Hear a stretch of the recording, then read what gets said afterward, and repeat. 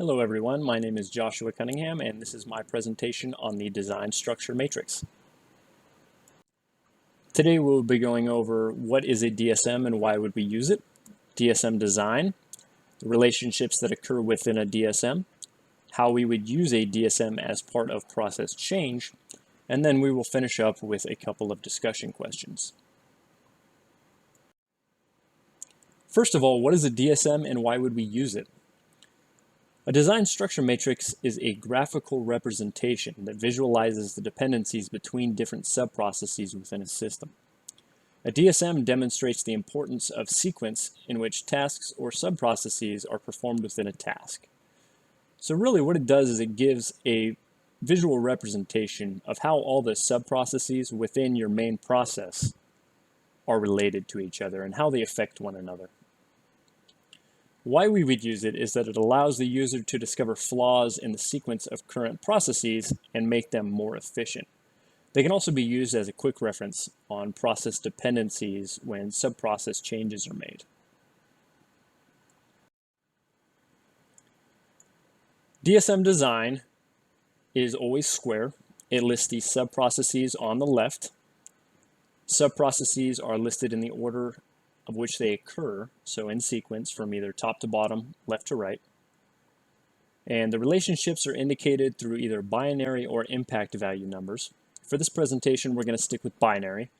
So on the DSM below, everywhere you see a 1 in a gray box, it means that there is a dependency there.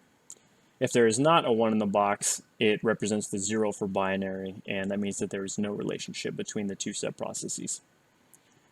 And lastly, the diagonal, where the X and Y columns are the same, is used as a boundary between the forward and iterative dependencies. And that is the black boxes that make up the diagonal line across the center there. There are three types of relationships that occur within a DSM: parallel, sequential, and coupled. Parallel relationships occur between sets of independent tasks that can be performed at the same time, and they don't rely on the input from each other to complete. Sequential tasks, on the other hand, do require input from the previous task, and so they need to be completed in order. Lastly, coupled tasks are tasks that require a considerable exchange of information to be completed. These tasks may require the rework of previous tasks once they are completed, and for that reason, sometimes they're known as iterative tasks. If you look at the DSM on the bottom of the screen, it says the further away from the diagonal line, the larger the impact. So if there's a coupled relationship between process number 2 and subprocess number 6, it may add a significant amount of time to your overall process because you're going to have to recomplete 2, 3, 4, 5, and 6 as part of the iteration. So something to keep in mind. A couple of examples. Parallel is a relationship that you can see in number 1 and number 2. They are interdependent of each other, so they can be performed at the same time.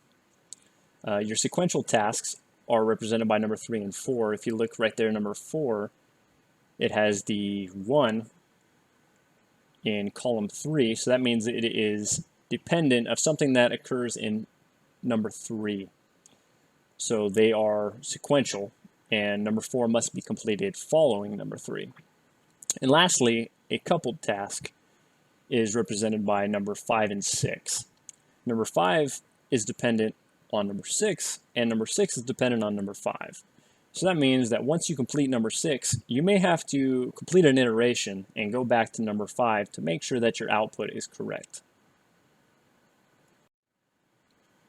So lastly, the question of how would we use a DSM as part of the change process? And the answer to that really is process optimization.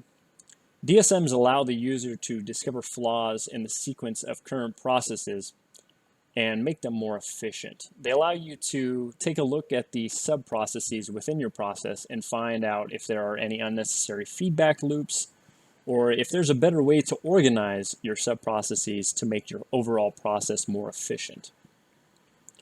They're also very valuable when it comes to process change.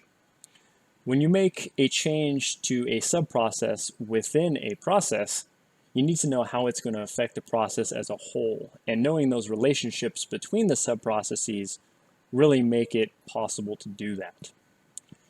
R. Santanum, who wrote the module notes for this week, said, "When one is designing a new product, the different components in the product can be interdependently developed as long as the groups share the design information with each other.